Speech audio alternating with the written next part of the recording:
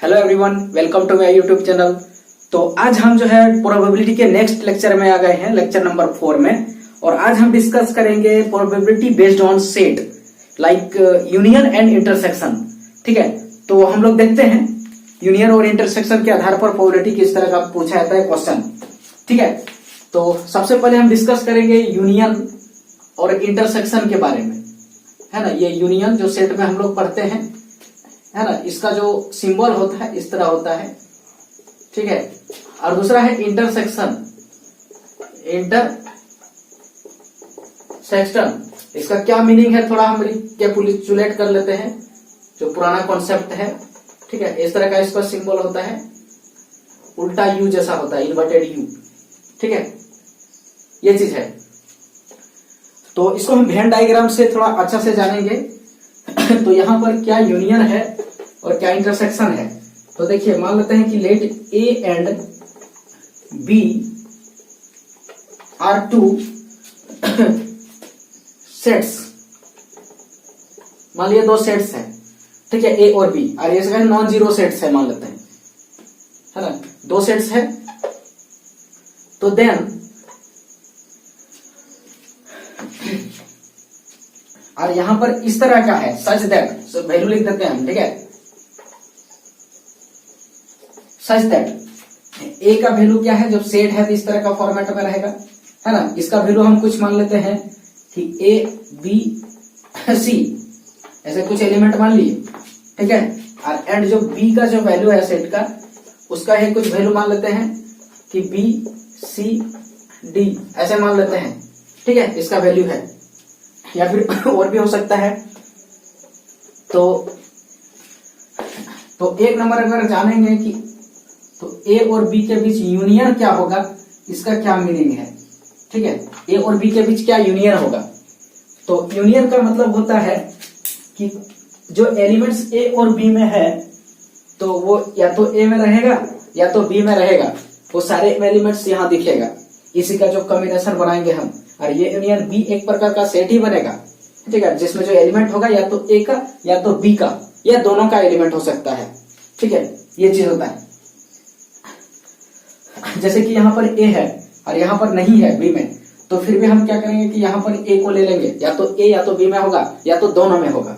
जैसे बी यहाँ पर है, यहाँ भी है, तो ये कॉमन में है, फिर भी इसको लेंगे, दोनों वाला भी लेंगे। सी यहाँ है, यहाँ भी है, यहाँ भी लेंगे। और देखिए डी यहाँ पर है लेकिन यहाँ नहीं है, फिर भी यहाँ लेंगे, है ना।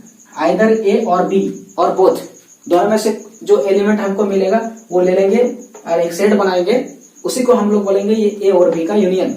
ठीक है, उसके बाद इसी में हमको अगर इंटरसेक्शन निकालना है, मान लेते हैं ए और बी का, तो इंटरसेक्शन का क्या मीनिंग है। देखिए कि ए और बी का अगर इंटरसेक्शन निकालेंगे तो लिखेंगे ए इंटरसेक्शन बी, इस तरह। ठीक है, और दोनों में कॉमन एलिमेंट देखेंगे क्या है। जैसे कि यहाँ पर देखिए बी और सी, और यहाँ पर भी बी और सी दिख रहा है कॉमन में। ठीक है, तो कॉमन वाला एलिमेंट ही सिर्फ लिखेंगे। जैसे बी हो गया, ये सी हो गया, ये कॉमन एलिमेंट है, तो ये हो गया ए इंटरसेक्शन बी। ठीक है, और इसी चीज को अगर वेन डायग्राम में बात करें तो ये मान लेते हैं ए है और ए सेट यहाँ पर बी है। ठीक है, ये सेट क्या है, ए है, और दूसरा सेट है बी है यहाँ पर। तो अब हम दिखा देते हैं इसमें। ठीक है, कि देखिए यहाँ पर ए के पास जो एलिमेंट है, यहाँ ए है और बी है और सी है। ठीक है, देखिए ए का है, पूरा ए है, तो ए के अंडर में ही है ए बी सी। फिर जो बी के पास है उसमें देखिए बी और सी यहाँ पर है, देखिए बी के बाउंड्री में, और डी भी है। ठीक है, इस तरह का है। ठीक है, तो यहाँ पर जो ये वाला जो पोर्शन मिल रहा है, दोनों का इंटरसेक्शन पार्ट, इंटरसेक्शन करने के बाद इसका भीतर में जो एलिमेंट गया, ये वाला पार्ट, तो यही वाला पार्ट इसका इंटरसेक्शन कहलाता है ना। ये इंटरसेक्शन बी वाला जो पार्ट है, यही वाला कहलाता है, ये वाला पार्ट। इसमें देखिए क्या क्या है, बी और सी है एलिमेंट, ये चीज है। ठीक है, और यूनियन का मतलब है कि ये तो रहेगा ही, ये कॉमन वाला एलिमेंट है, बोथ वाला है, और ये वाला एलिमेंट भी रहेगा इसमें, है ना। ओनली ए बोल सकते हैं इसको हम लोग, या फिर एग्जैक्टली ए बोलते हैं, केवल ए में है। ठीक है, इस तरह का। और साथ साथ बी वाला भी रह सकता है, जो ए और ए या बी किसी में भी ए गुम रहे, या फिर ये दोनों में रहे। ठीक है, उसमें भी जाएगा। ये वाला पार्ट होता है यूनियन का। ठीक है, तो अलग अलग हम फोटो अगर बनाए, ठीक है, तो देखिए ये यहाँ पर हम हटाते हैं, तो यहाँ पर अगर हम इंटरसेक्शन का फोटो बनाए तो इस जगह बना रहे, देखिए ये एक सेट है और दूसरा सेट यहाँ बी है, ठीक है। ये मान लीजिए ए सेट है, दूसरा सेट बी है, ठीक है। तो जो इंटरसेक्शन है तो इसमें देखिएगा कि बी और सी दो एलिमेंट बना, इसके लिए स्पेशल हम लिए, तो ये इसका इंटरसेक्शन वाला पार्ट है, ठीक है। और यूनियन वाला पार्ट अगर बनाएंगे हम यहाँ पर बनाते हैं, तो ये एक सेट है और दूसरा ये सेट है, ठीक है। इसके हम अपने अनुसार इसका वेन डायग्राम बनाए हैं, ये ए है और दूसरा यहाँ पर बी है, तो यहाँ पर बी और सी है और यहाँ ए है और यहाँ डी है। तो सारे के सारे एलिमेंट जितना है सब, इधर वाला भी होगा पूरा, और साथ में बी वाला अकेले का भी होगा, अकेले अकेले, और साथ में ये वाला जो पार्ट है इंटरसेक्शन वाला पार्ट ये भी होगा। ये दोनों मिला करके ये जो ए यूनियन बी हो गया, और इसमें ये दोनों मिला के ए इंटरसेक्शन बी हो गया, ठीक है। और भी इस पर हम देखते हैं कॉन्सेप्ट, और हम बोल सकते हैं जनरली अपने मैथमेटिकली याद करने के लिए जो हम एलसीएम निकालते हैं, एलसीएम, तो एलसीएम सोच लीजिए कि ए यूनियन बी जो है कोई भी दो नंबर का एलसीएम जैसा बिहेव करता है, ठीक है। और ये ए इंटरसेक्शन बी जो है वो किसी भी दो नंबर का एचसीएफ के जैसा बिहेव करेगा, एचसीएफ हायर कॉमन फैक्टर, इसके जैसा। इसको एचसीएफ को कभी जीसीडी भी कह सकते हैं हम, जीसीडी है ना, ग्रेटेस्ट कॉमन डिवीजर भी कह सकते हैं एचसीएफ को, जीसीडी की। लेट कर लेते हैं कि 24 एंड 36 दो नंबर है, ठीक है। दोनों के बीच में हमको एलसीएम और एचसीएफ निकालना है, तो क्या करेंगे, फैक्टराइजेशन मेथड का यहाँ इस्तेमाल हम अभी कर रहे हैं, ठीक है। तो देखिए ये 24 है, तो 24 को अगर हम प्राइम फैक्टर में अगर कन्वर्ट करें तो किससे किससे ये कटेगा, प्राइम नंबर से लिखना है। तो देखिए 2 का 2 में है, इंटू 2 से डिवाइड देंगे कितना हो जाएगा, 12 हो जाएगा, ठीक है। अगर हम इसको प्राइम फैक्टर निकालें तो कैसे निकालते थे, प्राइम फैक्टर इस तरह करके फैक्टराइज करते थे। तो अगर 2 से कटाए तो कितना हो जाएगा 12, और फिर से 2 कटेगा 6, और फिर से 2 कटेगा 2 से तो 3। तो देखिए यहाँ पर 2 2 3 2 2 2 3 ठो आया, 1 तो 3 आया, प्राइम नंबर है, ठीक है। इसको लिख सकते हैं 2 इंटू 2 इंटू 3, है ना, ये प्राइम फैक्टराइजेशन किया, मतलब प्राइम नंबर है। और शॉर्ट में अगर चाहे हम तो 2 पर पावर 3 इंटू 3 पर पावर 1 ऐसे भी लिख सकते हैं, ठीक है। अब दूसरा है कि ये 36 है, 36 का प्राइम फैक्टराइजेशन करेंगे उसी तरह, ठीक है। यहाँ अगर हम करें 36 का प्राइम फैक्टराइजेशन, ये 36 है, ठीक है। तो यहाँ पर क्या है, 2 से अगर कटाएंगे, इसका हम यहाँ पर लिख देते हैं अलग कलर में, थोड़ा देखिएगा। ये 36 2 से कटाएं तो यहाँ क्या होगा, देखिए कि 18 से कटेगा, 18 दूनी 36, ठीक है। और फिर अगर हम 2 से कटाएं तो ये 9 हो जाएगा। अब 2 से नहीं कटेगा, 3 से कटेगा, धीरे धीरे जाना ही, ठीक। तो ये इसका जो प्राइम फैक्टर हुआ 36 का यहाँ 36 का, तो 2 इंटू 2 इंटू 3 इंटू 3, यानी इसको हम लिख सकते हैं 2 स्क्वायर इंटू 3 स्क्वायर, है ना, ऐसे भी लिख सकते हैं। तो ये सबसे पहले हम फैक्टराइजेशन कर लिया। अब हम एलसीएम और एचसीएफ आसानी से इसको हम निकाल लेंगे, ठीक है। तो देखिए अगर हम एलसीएम निकालें, एलसीएम तो क्या होगा आंसर, तो एलसीएम में क्या करते थे कि जो कॉमन दोनों में आएगा उसको लेना है, दोनों में जो कॉमन आया है उसको लेंगे, है ना, ये दोनों आ गया उसको लेना है, और जो कॉमन में नहीं भी आए उसको भी लेना है। मतलब या तो 24 में होगा ये फैक्टर सब, या तो वो प्राइम नंबर 36 में होगा, या फिर दोनों में होगा, तो उसको लेना है, ठीक है। तो ये देखो 2 2 कॉमन में आया, तो दोनों 2 में से एक को लेंगे, यहाँ एक पेयर मिला, और यहाँ पर भी एक पेयर मिला 2 का, तो ये भी लेंगे इनटू, यहाँ देखिए 3 का पेयर मिला हमको, ठीक है, तो ये 3 भी लेंगे। और हमको नहीं, अब ये देखिए ये 2 इसमें है लेकिन इसमें नहीं है, ये 2 बच गया, तो लेकिन फिर भी इसमें ले लेना है। और देखिए ये 3 इसमें है लेकिन इसमें नहीं है, फिर भी इसमें ले लेना है, और मल्टीप्लीकेशन कर देना है। तो कितना हो जाएगा, 2 इधर से करते हैं, 3 2 जा 6, 3 जा 18, 2 जा 36, 2 जा 72, तो इसका जो एलसीएम का आंसर है 30, ये 72 हो जा रहा है ना। और उसके बाद एचसीएफ निकालते हैं, तो ये लोअर कॉमन मल्टीप्लीकेशन यहाँ निकालते हैं हम लोग, इसका जो मल्टीपल है लोअर कॉमन है। तो उसके बाद जब एचसीएफ निकालते हैं, एचसीएफ, तो इसमें क्या हो जाता है कि जो कॉमन में केवल आता है बस उसी को लेते हैं। जैसे कि ये देखिए ये वाला पार्ट कॉमन में आया था, और ये वाला पार्ट आया था, और एक तो यहाँ पर आया था, ये बस, और कुछ नहीं लेते हैं, ठीक है। तो कॉमन में यहाँ दो दो आया है तो दो का एक पेयर है तो दो लेंगे यहाँ से, यहाँ पर भी दो का एक पेयर बन रहा है तो उसमें से एक दो लेंगे, यहाँ तीन ही का पेयर पड़ रहा है तो उसमें 3 लेंगे, मल्टीपल कर देंगे, है ना। तो 3 2 जा 6 2 जा 12 इसका देखिए आंसर हुआ, है ना। और यहाँ एचसीएफ का क्या मीनिंग है कि हायर कॉमन फैक्टर, मतलब बड़ा से बड़ा वो कौन सा नंबर है, बड़ा से बड़ा जो एट ए टाइम में ये दोनों को डिवाइड कर देता है। तो ये सबसे बड़ा नंबर 12 है जो 24 और 36 दोनों को डिवाइड करता है, और उससे कोई बड़ा नंबर नहीं हो सकता है 12 से कि ये दोनों को एक साथ डिवाइड करे। हाँ, इससे छोटा हो सकता है, जैसे कि 6 हो गया 4 हो गया, ठीक है, 3 हो गया, ये सब नंबर छोटा है, इससे ये डिवाइड कर देगा, लेकिन 12 से कोई ऐसा बड़ा है नहीं है, कोई नंबर होगा, यही एचसीएफ है, ठीक है। और एलसीएम का मतलब है कि छोटा से छोटा वो कौन सा नंबर है ना, छोटा से छोटा वो कौन सा नंबर है जिसको ये दोनों गिवन नंबर डिवाइड करता है। यहाँ पर क्या करेगा कि ये जो दोनों नंबर है ये दोनों मिलके दोनों ही इसको डिवाइड करेगा, दोनों ही, और सबसे छोटा नंबर होगा, ये सबसे छोटा नंबर होगा, इससे छोटा कोई ऐसा नंबर नहीं है जो दोनों एक साथ इसको डिवाइड कर दे, ठीक है। हाँ, इससे बड़ा हो सकता है 72 का मल्टीप्लीकेशन में वो कोई भी नंबर ले लेंगे हम तो वो ये दोनों मिलकर डिवाइड कर सकता है, लेकिन छोटा इससे छोटा नहीं कर सकता है, यही कॉन्सेप्ट है।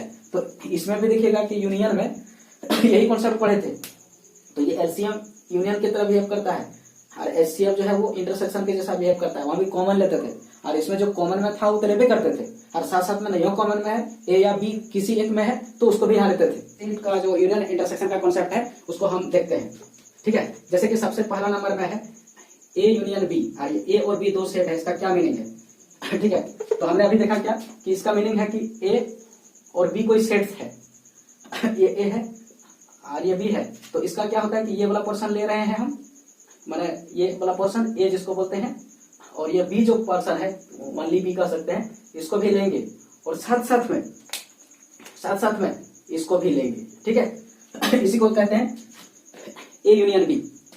और इंटरसेक्शन जो पार्ट है, जो रेड वाला जो दिख रहा है यहाँ पर, इसको बोलते हैं यहाँ पर ए इंटरसेक्शन बी, ठीक है। और यहाँ जो केवल ए इसको बोलते हैं, तो इसको बोलते हैं केवल ए, मतलब ए माइनस बी इसको कहते हैं हम लोग, डिफरेंस ऑफ टू सेट्स, ठीक है। और ये जो पार्ट है केवल बी वाला, इसको बोलते हैं बी माइनस ए, ये वाला पार्ट बोलते हैं, ठीक है। तो ये सब पार्ट को लेना है, टोटल को लेना है, ये चीज है। तो यहाँ पर हम बोल सकते हैं कि इसको अगर हम लिखना चाहें, ठीक है, तो क्या क्या होगा, तो इसमें क्या होगा, तो A minus B union B minus A union A intersection B, ये सबका सब इसमें आ जाएगा, ठीक है। ये लिख सकते हैं हम, ठीक है। और यहाँ पर देखिएगा एक चीज और कि ए माइनस बी जो होता है, जैसे यहाँ पर ए माइनस बी है, इसको हम लिख सकते हैं ए इंटरसेक्शन बी कॉम्प्लीमेंट, मतलब है कि ए को लेना है लेकिन बी को नहीं, मतलब ए और बी तो यहाँ भी है ए, लेकिन ये कॉमन वाला छोड़ के सिर्फ ए को बोलेंगे, या फिर इसी को बोलते हैं हम लोग एग्जैक्टली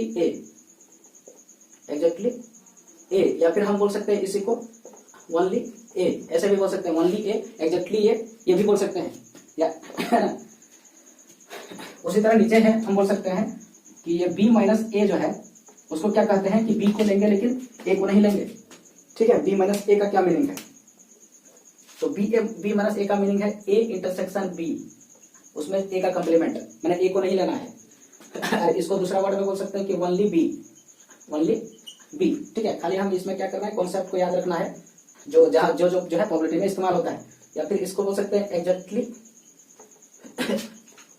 बी भी कर सकते हैं हम, इसको एग्जैक्टली बी भी कर सकते हैं, ठीक है। एग्जैक्टली बी कहेंगे इसको, ऐसे करके एग्जैक्टली बी भी कर सकते हैं, ठीक है। इस तरह का कॉन्सेप्ट है। तो इसका मतलब है कि ये जो ए यूनियन बी निकला है ना, ए यूनियन बी, इसको और क्या लिख सकते हैं हम, ए इंटरसेक्शन बी कॉम्प्लीमेंट, है ना। और इसका यूनियन किसके साथ, तो ए कॉम्प्लीमेंट इंटरसेक्शन बी और यूनियन ए इंटरसेक्शन बी, मैंने ये पूरा मिला के, ये वाला पार्ट तीनों मिला के ही हम बोलते हैं उसको यूनियन, ठीक है। ये चीज है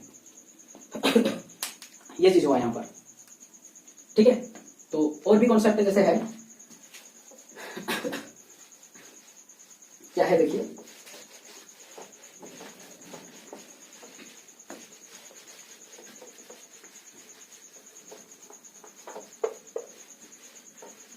और देखिए हम लोग कॉन्सेप्ट देखते हैं नॉट ए, अगर हम यहाँ लिखते हैं नॉट ए तो उसका मतलब क्या होता है अगर नंबर में बात करें तो नंबर ऑफ ए कंप्लीमेंट को बोलते हैं नॉट ए, ठीक है, मतलब ए नहीं है, ए छोड़ के। उसी तरह लिखते हैं नॉट बी, तो इसका मतलब क्या होगा, नंबर ए बी जो है उसको नहीं लेना है, ये भी इसको लिख सकते हैं। दूसरा लिखते हैं हम लोग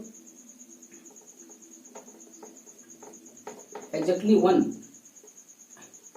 out of A and B, A और बी में एग्जैक्टली वन लेंगे, तो इसका मीनिंग क्या हुआ, नंबर का बात यहाँ कर रहे हैं हम, ठीक है। तो नंबर अगर बात करें तो नंबर ए इंटरसेक्शन बी का कंप्लीमेंट एंड यहाँ पर जुड़ जाएगा ये, ठीक है, यहाँ प्लस का बात है।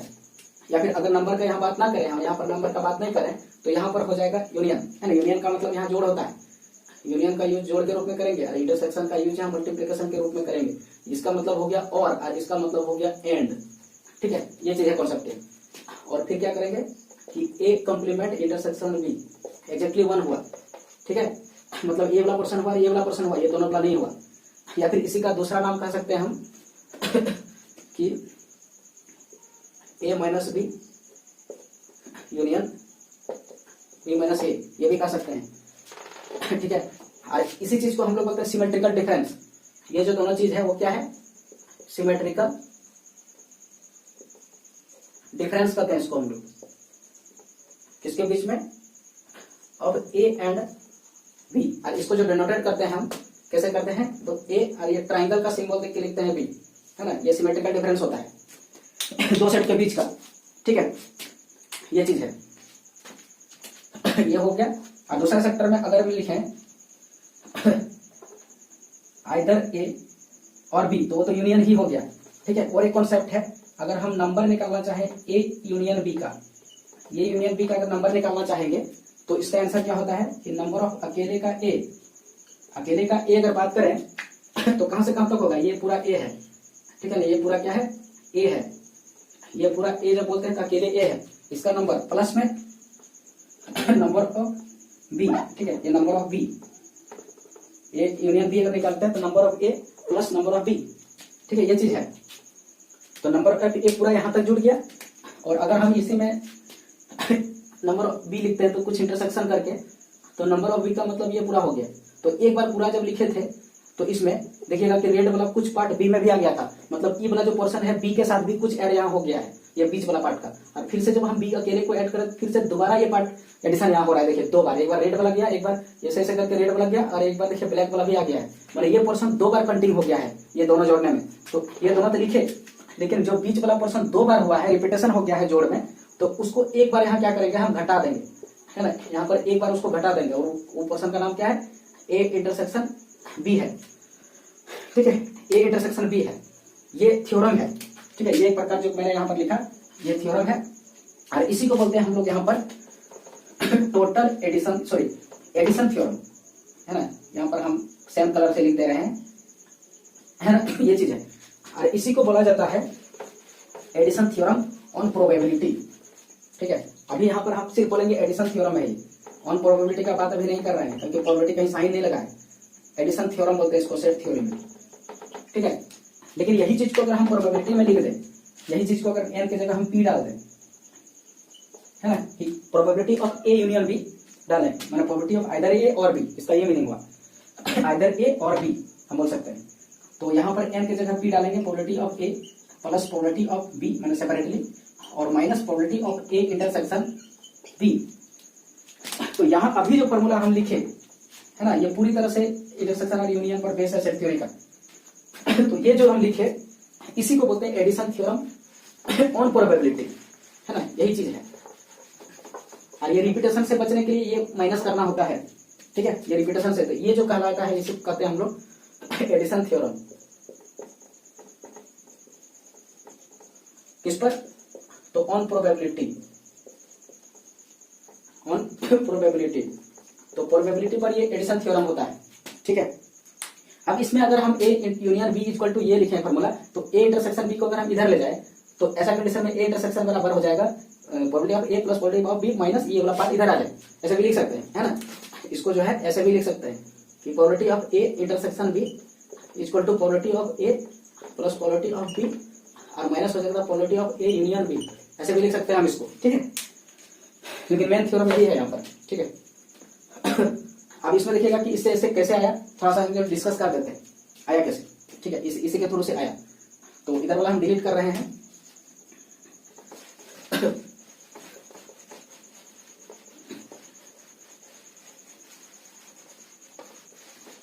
तो देखिए यहाँ पर एक्चुअली में प्रोबेबिलिटी जब किसी का भी निकालते हैं, जैसे कि प्रोबेबिलिटी ऑफ अगर हम ई निकालते हैं तो फॉर्मूला क्या होता है, नंबर टोटल नंबर ऑफ ई बटे में total number of sample space, ये फॉर्मूला एक्चुअली में होता है ना, जो बचपन से हम लोग पढ़ के आ रहे हैं। तो उसी तरह यहाँ पर हम इसका प्रोबेबिलिटी निकाल रहे हैं। जैसे अगर यहाँ पर n है और a यूनियन b है और यहाँ पर टोटल नंबर स्पेस यहाँ पर s दे देंगे हम बटे करके। ठीक है, दोनों तरफ हम नंबर ऑफ s से बटे कर देंगे, तो इधर भी हो जाएगा नंबर ऑफ s और प्लस में इधर भी हो जाएगा b के साथ भी नंबर ऑफ सैंपल स्पेस और minus probability of a intersection b, इसमें भी हो जाएगा नंबर ऑफ s, ऐसे हो जाएगा। ठीक है, अब हो गया। तो फिर देखिए ये वाला पोर्शन को हम जो है क्या बोलेंगे, ये देखो ऊपर में जो दिख रहा है उसी का प्रोबेबिलिटी यहाँ बोला जाता है। तो प्रोबेबिलिटी A यूनियन B लिखा है तो इसका बोलेंगे। अब ये वाला जो पोर्शन है तो इसको क्या बोलेंगे, प्रोबेबिलिटी ऑफ A प्लस, और ये वाला जो पोर्शन है उसको क्या बोलेंगे, प्रोबेबिलिटी ऑफ B, और माइनस में ये वाला जो पोर्शन है उसको क्या बोलेंगे, probability of A intersection B। ऐसे करके ये आया एडिशन हम लिख रहे हैं। ठीक है, बोलेंगे if A intersection B equal to 5, ऐसा अगर मिल जाए, दो सेट है दोनों के बीच का इंटरसेक्शन 5 है, इसका क्या मीनिंग हुआ, तो इसका मीनिंग हुआ कि number of A intersection B का वैल्यू कुछ नहीं है, बोले तो 0 है ना। इस तरह का ये सेट यहाँ पर A है और दूसरा सेट यहाँ पर B है, माने दो इनमें कोई कनेक्शन नहीं है। तो ऐसा कंडीशन हम क्या कह सकते हैं, A और B कैसा सेट है, और डिसजॉइंट सेट है ना, ये डिसजॉइंट सेट है, डिसजॉइंट, ये दोनों क्या है, डिसजॉइंट सेट्स हैं। तो ऐसा कंडीशन में जो अभी एडिशन थ्योरम बताए, probability of A intersection probability of A union B, ये जो बताए हम, इक्वल टू क्या हो जाएगा, probability of A plus probability of B, बस। ताकि वो माइनस करते थे ना A यूनियन B, तो है ही नहीं, अलग अलग करता है, तो कोई कनेक्शन ही नहीं है, तो फिर डायरेक्ट इसको हम ऐसे करके जोड़ेंगे। ठीक है, इस कंडीशन में हम क्या कहते हैं, है ना, in this case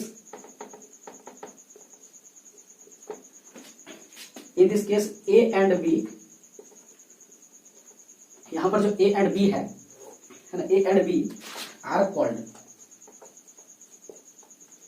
exclusive event. यहां पर ये A और B दोनों है, एक्सक्लूसिव इवेंट कहलाता है प्रोबेबिलिटी के क्षेत्र में,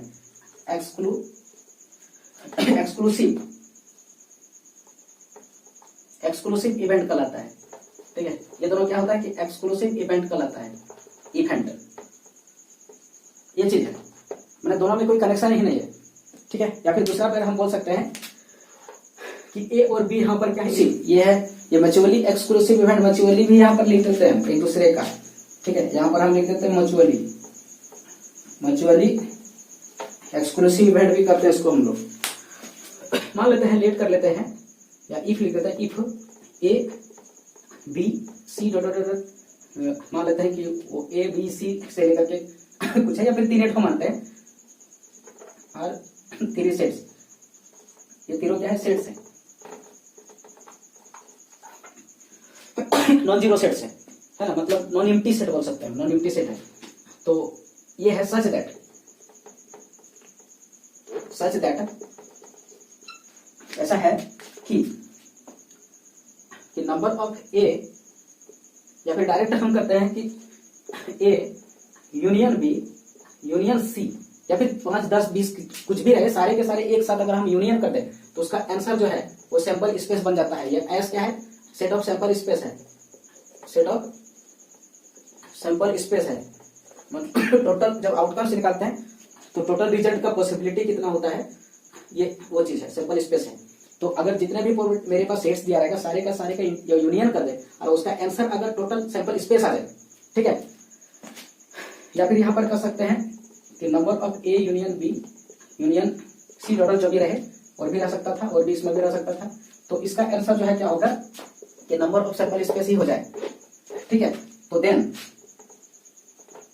A B C और भी कुछ रहे तो ये सारे के सारे क्या कहलाता है, आर कॉल्ड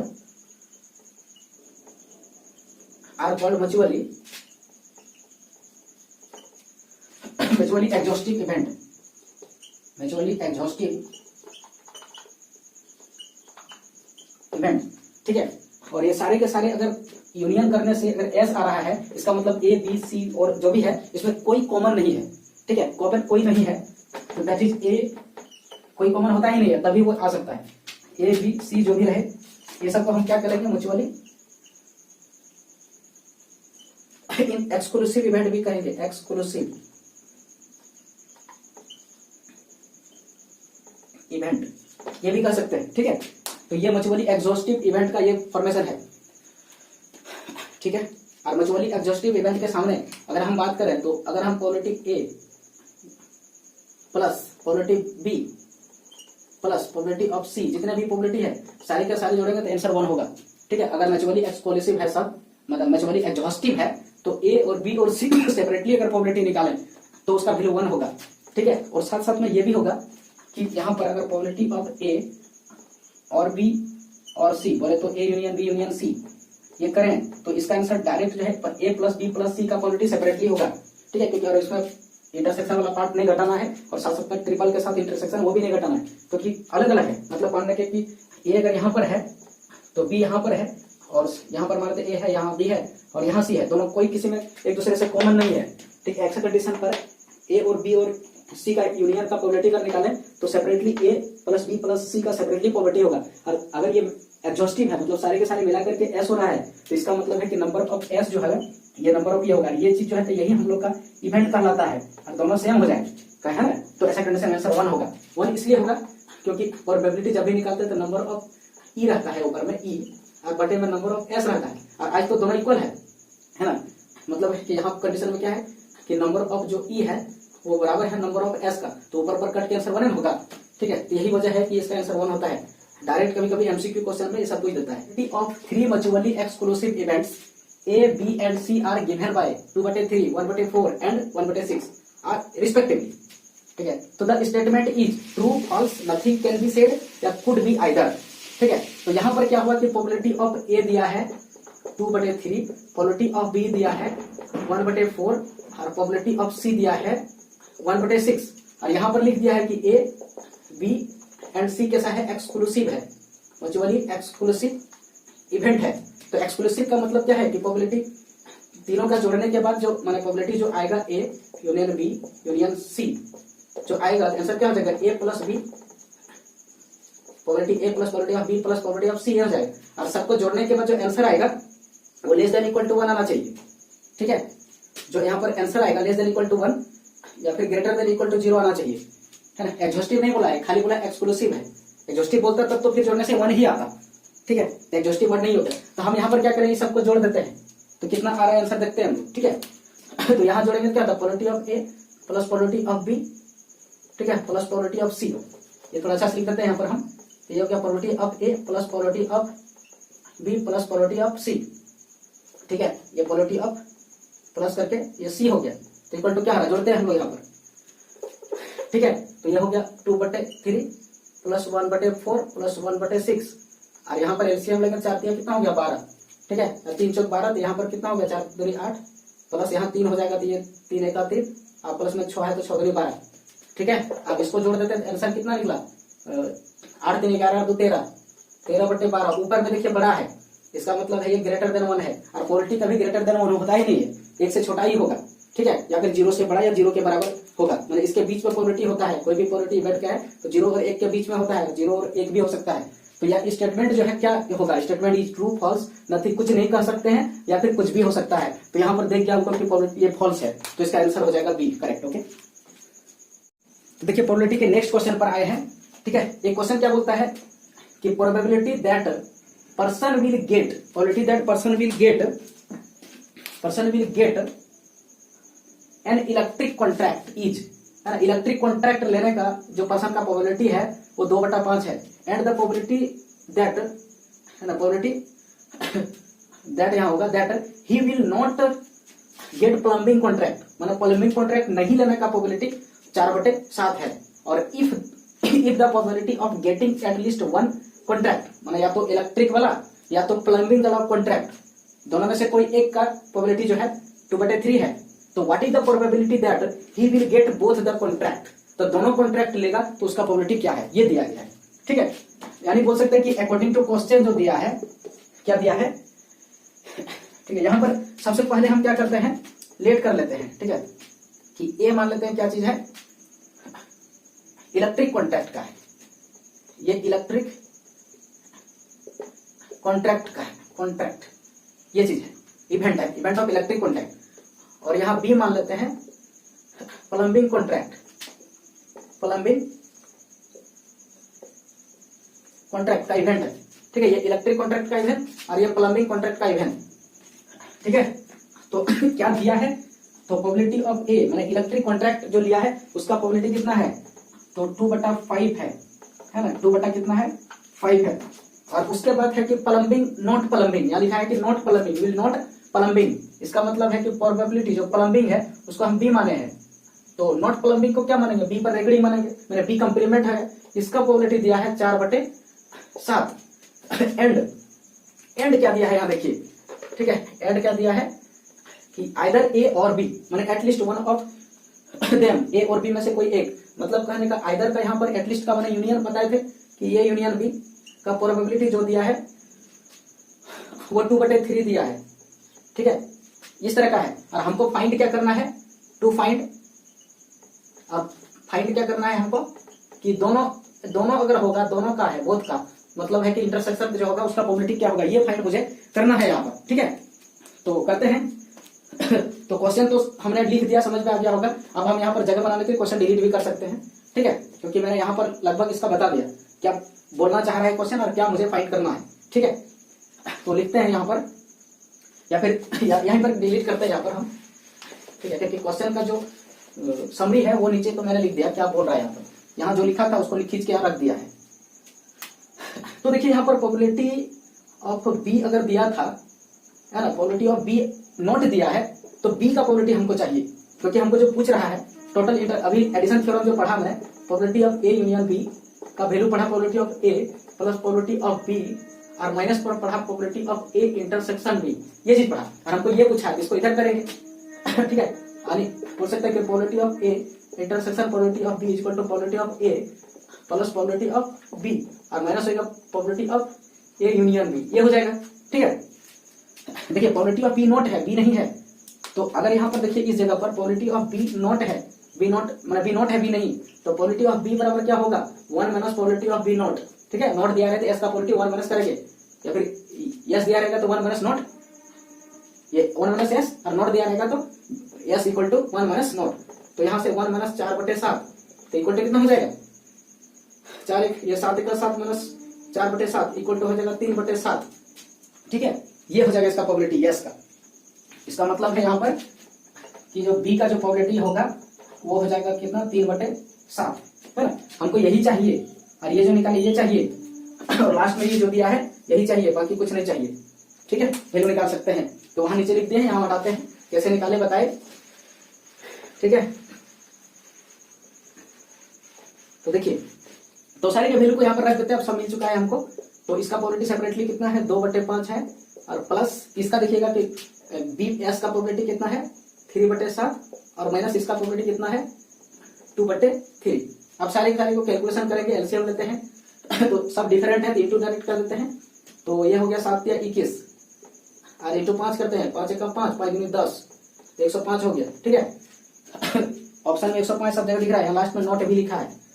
और बीपीएससी का अगर एग्जाम देते हैं तो वहां पर एक ऑप्शन नॉट लास्ट में रहता है, बीच में मोर एबव भी लिखा रहता है कि एबव में ज्यादा आंसर हो सके, तो कैलकुलेशन करना यहाँ पर पूरा अनिवार्य हो जाएगा। देखिए, तो करते हैं 105 हुआ, तो 7×5 = 35, तो अगर यहाँ पर 7×5 = 35 करें, माने हम देखेंगे ये दोनों गुना करें और इसे डिवाइड देंगे, ये वाला बचेगा, ये दोनों मल्टीप्लाई करके डिवाइड देंगे, ये बचेगा, तो इससे जो है इसको इंटू करते हैं, कितना 3 दूनी 6 प्लस, अब क्या करें हम, सॉरी केवल 5 से डिवाइड कर रहे हैं हम, 5 से, सॉरी तो हम मिला के नहीं, केवल 5 से डिवाइड करें तो 21 हो जाएगा, और 21 गुना हम करेंगे ऊपर वाला, तो 21 गुना कितना हो जाएगा 42 हो जाएगा, है ना।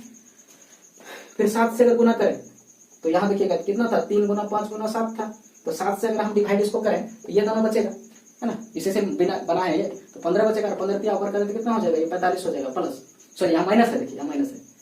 फिर 3 से डिवाइड करें तो 3 से मैंने डिवाइड किया, ये दोनों बचा, 5 7 35 बचा, और 35 दूनी 70 हो गया माइनस में, ये हुआ। ठीक है, अब इसको नॉर्मली कैलकुलेशन कर लेते हैं, 42 और 45, तो ये 5 2 7 4 4 8 माइनस 70 और बटे हो गया 105, घटाते हैं। ठीक है, घटा देते हैं इसको हम नॉर्मली, तो देखिएगा कि यहाँ हम घटाते हैं 87 और ये 70, तो ये 60 हो गया, 1 हो गया, माना ये 17 बटे 135 हो गया, सॉरी 105 हो गया। और ये ऑप्शन हमको देखो मिल रहा है बी नंबर में। ठीक है, और जो डाटा मेरे पास दिया था डायरेक्टली अगर यहाँ पर बैठा देते हम, जैसे बी नॉट दिया था, बी नहीं, और बी नॉट वाला को ही हम अगर बैठा देते तो इस तरह का आंसर कुछ गड़बड़ आ जाता। ठीक है, उसका आंसर देखिए क्या आता, 132 बटे 105 आता वैसे करने से। और उसका ऑप्शन देखिएगा ए नंबर में भी दिया है, let A B and C are 3 non empty sets, है ना, ये 3 नॉन एम्प्टी सेट है आपस में। ठीक है, तो यहां पर भी 2 कंडीशन बनेगा, 2 कंडीशन बनेगा। अगर मान लेते हैं ए और इंटरसेक्शन बी बराबर फाई नहीं है, या बी इंटरसेक्शन सी ये भी फाई नहीं है, माने ये दोनों मिलके एम्प्टी नहीं है, और साथ में देखिएगा कि ए इंटरसेक्शन सी ये भी फाई नहीं है। ठीक है, और साथ साथ ये भी कि A intersection B intersection C ये भी फाई नहीं होगा, तब है कि ये सब नहीं हुआ, तो इस तरह कंडीशन। और दूसरा कंडीशन है कि A intersection B equal to क्या है, फाई, या फिर बी इंटरसेक्शन सी ये भी फाई है ना, मतलब कोई कंडीशन कॉमन नहीं है, और फिर ए इंटरसेक्शन सी ये भी फाई है। जब तीनों आपस में फाई हो गया तो A intersection B intersection C ये भी तो फाई होना अनिवार्य है। ठीक है, इस तरह का केसेस आएगा। तो यहां पर हो गया म्यूचुअली इंक्लूसिव हो गया ये, है ना, ना यहाँ पर एक्सक्लूसिव हो गया, यहाँ पर एक्सक्लूसिव हो गया, ये एक्सक्लूसिव इवेंट हो गया, ये तीनों म्यूचुअली एक्सक्लूसिव बोल सकते हैं म्यूचुअली। ठीक है, और यहाँ जो है ये इंक्लूसिव है, फाई नहीं है, किसी में फाई नहीं है। ठीक है, मतलब इसको हम बोल सकते हैं डिसजॉइंट है और ये जॉइंट है। तो ऐसा कंडीशन में जब probability of A union B union C, है ना, ऐसा कंडीशन में क्या होगा कि probability of A union B union C अगर करें तो इसका आंसर जो होगा probability of A plus probability of B plus probability of C, और माइनस होगा प्रोबेबिलिटी ऑफ हो जाएगा यहाँ पर ए इंटरसेक्शन बी, और फिर माइनस हो जाएगा probability of A intersection C, और फिर माइनस हो जाएगा प्रोबेबिलिटी ऑफ हो जाएगा बी इंटरसेक्शन सी, और फिर एक प्लस हो जाएगा probability of A intersection B और इंटरसेक्शन सी, ये हो जाएगा यहाँ कॉन्सेप्ट इसका। उसके बाद लेकिन इस कंडीशन के लिए मैंने बात किया, इसके लिए केवल बात किया, ये इसके लिए। ठीक है, ये लेकिन अगर सबका वैल्यू फाई है, अब देखिए यहाँ पर क्या है कि इस तरह का कनेक्शन है, इस तरह का इंटर कनेक्शन है इस कंडीशन में, और यहाँ कनेक्शन क्या है, ए अलग है, बी अलग है और सी अलग है। इस कंडीशन में तीनों अलग है, तो कोई एक दूसरे से कनेक्शन नहीं है। ठीक है, एक्सक्लूसिव है, मतलब है कि ये क्या है। तो यहाँ पर देखिए क्या हो जाएगा, यही यहाँ पर फॉर्मूला अगर इसका यूज करें हम इसके लिए, तो probability of A union B और यूनियन सी, और इसका बात करें तो probability of A plus probability of B और प्लस प्रोबेबिलिटी ऑफ सी, बस हो गया आंसर। ठीक है, इसका डायरेक्ट आंसर हो जाएगा, डायरेक्ट हम जोड़ देंगे निकल जाएगा। लेकिन इसमें इस तरह का नहीं होगा, है ना, कि तीन को जो सेपरेटली है उसको तो पहले जोड़ेंगे इसके जैसा ही, लेकिन यहाँ देखिएगा कि अलग अलग जो दो ठोकर के आएगा उसमें सब में घटा देंगे हम, और 3 वाला ठो देखिएगा कि जो घटा रहे थे तो तीनों बार 3 वाला घट गया था, तो फिर एक बार लास्ट में हमको जोड़ना पड़ेगा। ठीक है, और यहाँ पर इसलिए ऐसा हुआ क्योंकि जब ये सबका इंटरसेक्शन फाई है तो नंबर इसका 0 होगा, इसका भी 0, इसका 0, तो फिर ये पूरा पार्ट तो 0 हो जाएगा, यहाँ भी 0 हो जाएगा, तो फिर ये खाली यही जो ना बचेगा, इसलिए इस तरह का इसका कॉन्सेप्ट हो गया। ठीक है, ये चीज हुआ।